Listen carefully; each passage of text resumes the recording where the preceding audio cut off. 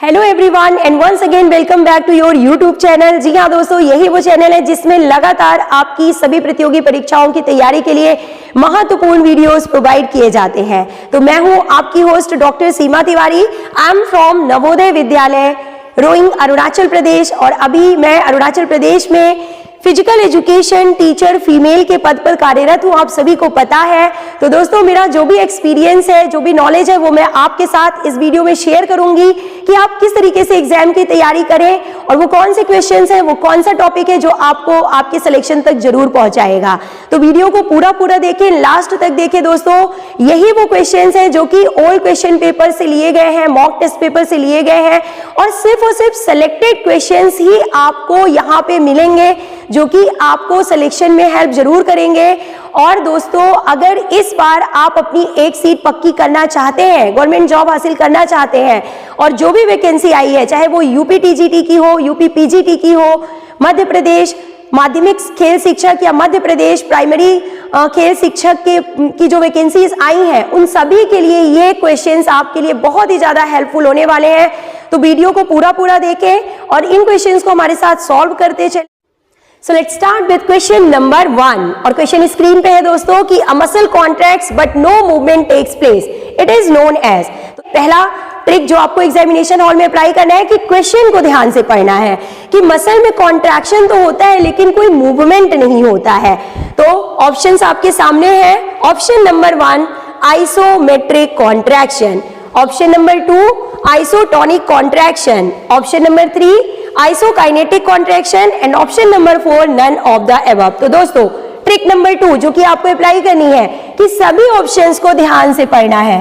Question पढ़ने के बाद ऑप्शंस आपको ध्यान से पढ़ने हैं। Now what is correct answer? Guess कीजिए इसका सही आंसर क्या है। तो the correct answer is option number A isometric contraction. जी हाँ दोस्तों, ऐसा मूवमेंट जिसमें कॉन्ट्रैक्शन तो होता है लेकिन कोई मूवमेंट नहीं होता, उस कॉन्ट्रैक्शन को आइसोमेट्रिक कॉन्ट्रैक्शन के रूप में जाना जाता है। अभी देखिए ट्रिक नंबर 3 जो कि आपको एग्जामिनेशन हॉल में हेल्पफुल होगी, वो ये है कि इन क्वेश्चन को पढ़ने के साथ एक क्वेश्चन अगर आपका तैयार हो गया तो आप इससे रिलेटेड क्वेश्चन भी पढ़िए। अदर ऑप्शन से भी क्वेश्चन क्रिएट करना सीखिए कि अदर ऑप्शन से क्या क्वेश्चन बन सकता है। तो दूसरा ऑप्शन आपका है आइसोटोनिक कॉन्ट्रैक्शन। इससे क्या क्वेश्चन बनेगा कि आइसोटोनिक कॉन्ट्रैक्शन क्या होता है। तो आइसोटोनिक कॉन्ट्रैक्शन वो होता है जिसमें मसल की लेंथ में चेंज होता है और मसल की लेंथ में चेंज दो तरीके से हो सकता है, ध्यान रखिए। या तो मसल की लेंथ बढ़ जाती है तो उसको हम हाइपरट्रॉफी के रूप में जानते हैं, या फिर मसल की लेंथ जो होती है वो कम हो जाती है दोस्तों, उसे हम हाइपोट्रॉफी के रूप में जानते हैं। तो ये दोनों आइसोटोनिक कॉन्ट्रैक्शन के प्रकार होते हैं, hypertrophy and hypotrophy. Now next trick, अब आपको ये करना है कि इससे भी रिलेटेड क्वेश्चन बनाना है। लाइक आइसोटोनिक कॉन्ट्रैक्शन के एग्जाम्पल्स क्या होंगे दोस्तों। तो ये आपका होमवर्क क्वेश्चन है, या तो अभी आप कमेंट बॉक्स में लिखिए कि आइसोटोनिक कॉन्ट्रैक्शन के एग्जाम्पल क्या है, आइसोमेट्रिक कॉन्ट्रैक्शन के एग्जाम्पल क्या है, या फिर आप इसे होमवर्क के लिए नोट कर लीजिए और कमेंट बॉक्स में लिख के जरूर बताइएगा। जब आप इस तरीके से पढ़ते हैं दोस्तों तो आपके सिलेक्शन को कोई नहीं रोक सकता, क्योंकि क्वेश्चन कहीं से भी पूछा जाए आप हर तरीके से तैयार है उसका आंसर देने के लिए। कॉन्फिडेंस अपने आप आता है। आइसोकाइनेटिक कॉन्ट्रैक्शन, बताइए क्या होता है आइसोकाइनेटिक कॉन्ट्रैक्शन?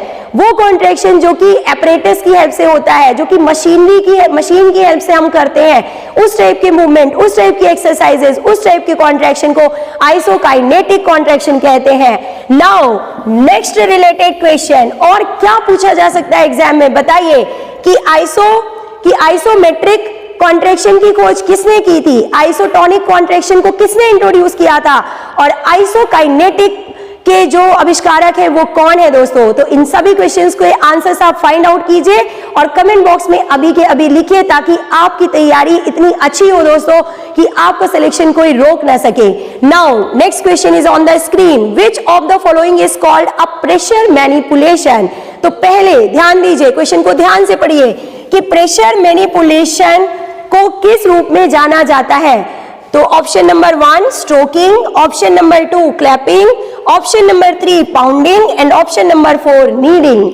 अभी देखिए क्या है करेक्ट आंसर, आपने गैस ही कर लिया होगा। And the correct answer is option number D, kneading. Now trick याद रखिए दोस्तों कि आपको इससे रिलेटेड क्वेश्चंस भी तैयार करते हुए चलने हैं, तो जो भी ऑप्शंस हैं उनसे रिलेटेड क्वेश्चन भी आप तैयार करते हुए चलिए। Now the next question is in the screen, gastrocnemius muscle is located in. Muscle यानी कि फिजियोलॉजी से रिलेटेड क्वेश्चन एक बार फिर स्क्रीन पे आ चुका है कि गैस्ट्रोक्नोमियस मसल आखिर हमारे बॉडी के किस हिस्से में पाई जाती है। Options, option number 1 lower back, option number 2 abdominal region, option number 3 upper leg, option number 4 none of these. तो देखिए दोस्तों, गेस कीजिए कि गैस्ट्रोक्नोमियस मसल जो है वो हमारे बॉडी के किस हिस्से में पाई जाती है। करेक्ट आंसर आपने गेस कर लिया है and the correct answer is option number A, lower back, lower leg, sorry lower leg. तो देखिए दोस्तों, मत भूलिए रिलेटेड क्वेश्चंस भी आपको पढ़ते चलने हैं। तो रिलेटेड क्वेश्चन यहाँ पे क्या बन सकता है कि गैस्ट्रोक्नोमियस का दूसरा नाम क्या है, गैस्ट्रोक्नोमियस मसल का दूसरा नाम क्या है।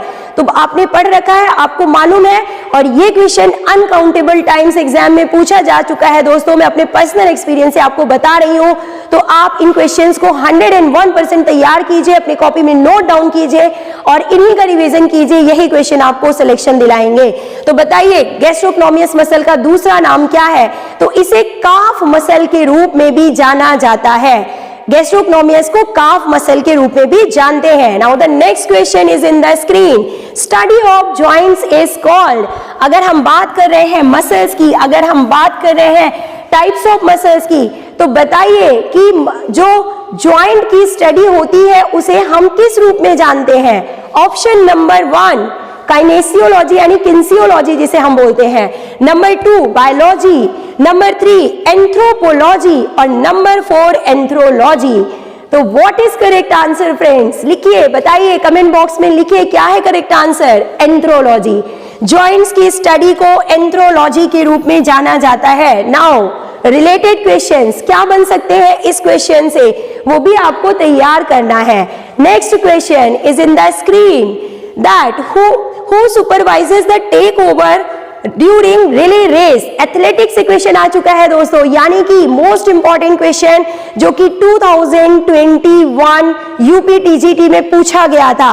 आपको बताना है कि टेक ओवर जोन का सुपरविजन कौन करता है रिले रेस के टाइम पे। तो देखिए ट्रैक इवेंट से रिलेटेड क्वेश्चन है यहाँ पे। Option number 1 referee, option number 2 umpire, option number 3 lineman and option number 4 जजमैन।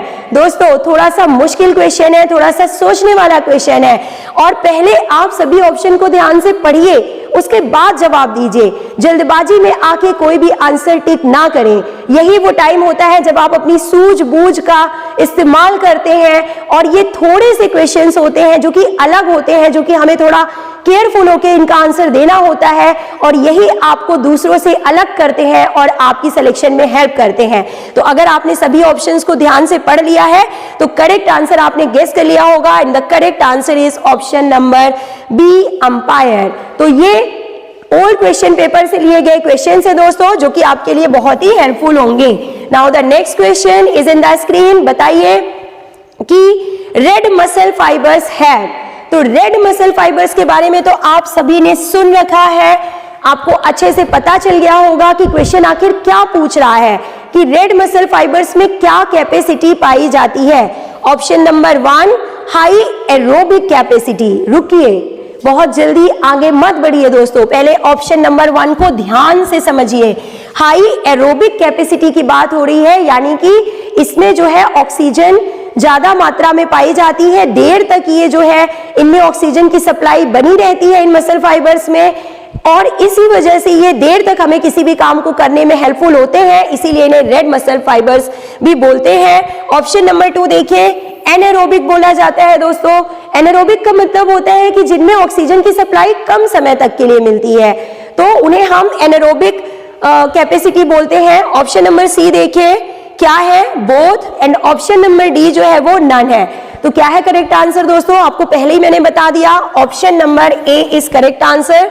Now थोड़ा सा यहाँ पे इसको समझा देते हैं आपको दोस्तों कि इसे हाई एरोबिक कैपेसिटी वाला क्यों बोलते हैं, क्योंकि ये उन एथलीट्स में पाए जाते हैं जो कि एंड्योरेंस में अच्छे होते हैं, यानी कि जो लॉन्ग डिस्टेंस रनिंग में अच्छे होते हैं और जिनमें नंबर ऑफ माइटोकॉन्ड्रिया ज्यादा पाए जाने की वजह से देर तक इनमें ऑक्सीजन की सप्लाई बनी रहती है, इसीलिए इन्हें हाई एरोबिक कैपेसिटी वाले मसल फाइबर्स के रूप में जाना जाता है दोस्तों। तो रेड मसल फाइबर्स जो होते हैं उनमें हाई एरोबिक कैपेसिटी पाई जाती है। रिलेटेड क्वेश्चन कि जो रेड मसल फाइबर्स होते हैं उनका दूसरा नाम क्या होता है, तो बताइए आप कमेंट बॉक्स में लिखिए कि रेड मसल फाइबर्स का दूसरा नाम क्या है। हम मूव करते हैं नेक्स्ट क्वेश्चन की ओर and the next question is asking Newton second law of motion is called. Important question है, बायोमैकेनिक्स किनेसियोलॉजी से क्वेश्चंस बनते ही बनते हैं दोस्तों। तो बताइए कि न्यूटन के सेकेंड लॉ को किस रूप में जाना जाता है। ऑप्शन आपके सामने है, law of inertia, law of acceleration and law of action and reaction. तो आंसर आपने देख ही लिया होगा, सॉरी गेस कर ही लिया होगा, लॉ ऑफ ग्रेविटी। तो क्या है करेक्ट आंसर, देखिए option number B is correct here, law of acceleration. जी हाँ दोस्तों, न्यूटन के सेकेंड लॉ को लॉ ऑफ एक्सीलरेशन के रूप में भी जाना जाता है। तो आपको पता होना चाहिए कि लॉ ऑफ इनर्शिया को किस रूप में जाना जाता है, तो this is Newton's first law. Newton के फर्स्ट लॉ को लॉ ऑफ इनर्शिया बोलते हैं, न्यूटन के सेकेंड लॉ को लॉ ऑफ एक्सीलरेशन बोलते हैं, तो न्यूटन के थर्ड लॉ को reaction and action and reaction के रूप में जाना जाता है। Next question is in the screen and the next question is asking that the term rest and motions are studied under. तो बताइए अगर आपने पढ़ रखा है ये टॉपिक तो क्या होगा correct answer. Option number 1 is there and it is option number 1 biochemistry, option number 2 anatomy, option number C biomechanics and option number 4 all of the above. तो आप समझ ही गए हैं क्वेश्चन को देख के कि करेक्ट आंसर होगा biomechanics. The correct answer is biomechanics. Next question and this is last question of the video. देखिए कि which is the last event of the decathlon. Decathlon का लास्ट इवेंट क्या होता है। Option number 1 javelin throw, option number 2 1500, option number C 110 metre hurdle और option number 4 800 metre race. तो दोस्तों important question है, आपको डेकाथलॉन के सभी 10 इवेंट्स की जानकारी होनी चाहिए, तभी आप ये क्वेश्चन सही तरीके से सॉल्व कर पाएंगे। तो करेक्ट आंसर आपने गैस ही कर लिया होगा, option number 20 correct answer 1500 metre race. तो दोस्तों आज का आपका होमवर्क क्वेश्चन है कि आपको डेकाथलॉन इवेंट्स के सभी 10 इवेंट्स के नाम कमेंट बॉक्स में लिखने हैं। First day events, second day events अलग अलग आपको कमेंट बॉक्स में लिखना है। तो दोस्तों मिलते हैं नेक्स्ट वीडियो में इसी तरह के इंपॉर्टेंट क्वेश्चंस के साथ। Till then take care, good bye, have a nice day.